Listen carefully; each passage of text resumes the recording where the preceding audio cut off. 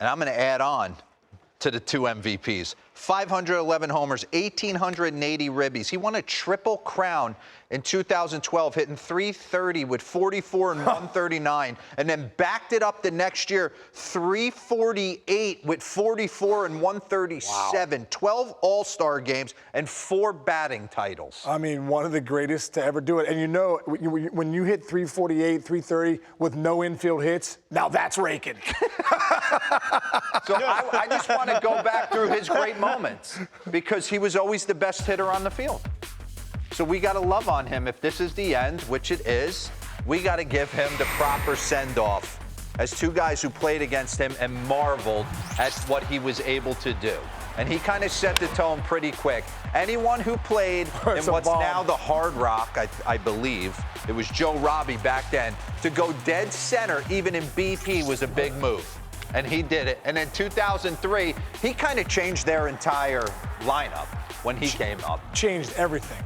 They had a loaded team, but he took them to another level. And this at-bat against Roger Clemens, 2003. This is what he was up. This showed, this right center swing came to be his signature.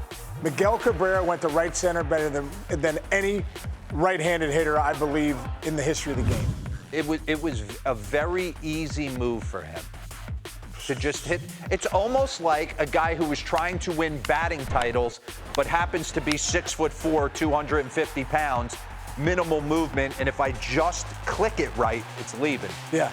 Double. My homers are mistake doubles. Yep. He said that when he got his 3,000th hit, we were able to interview him, and he said that I tried to play small ball to right, and then anything to left, you know, with a off-speed pitch, I try to go deep. But look at that right there. Mariano, that was that epic 11-pitch, 12-pitch AB, fouled 15 off his shin. Wow.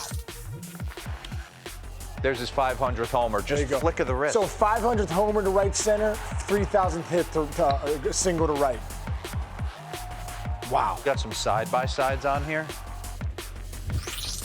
3,000th hit. Bullet the other way. Kids at home, if you're digesting all this, all his big moments are the other way. Yeah. Giving himself a chance every time up. And you see, when he was younger, little leg kick. As he got older, run that back one more time for me.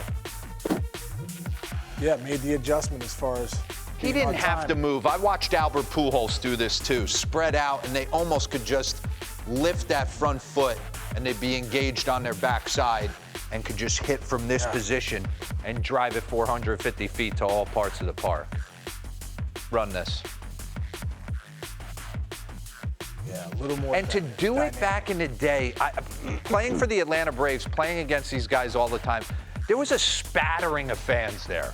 So you had to build your own energy if you were a home Miami Marlins player at the time. Yeah. And he was able to do that consistently. And when he came to Detroit, matter of fact, I was the last first baseman before he came. They were like, hey, Sean Casey, time for you to go. Let's get Miguel Cabrera in here because he's a way better player. And he comes in and he really took Detroit by storm. I mean, he is so beloved there forever. What a figure. You know, you talk about Al Kaline and some of the best ever. Miguel Cabrera, it slides in there in Detroit. But look at these numbers, man. It's just, this guy is one of the greatest players of all time. And then when you talk about right-handed hitters, you know, you talk about Aaron Mays, Miguel Cabrera, Pujols, some of the best ever. Pretty unbelievable.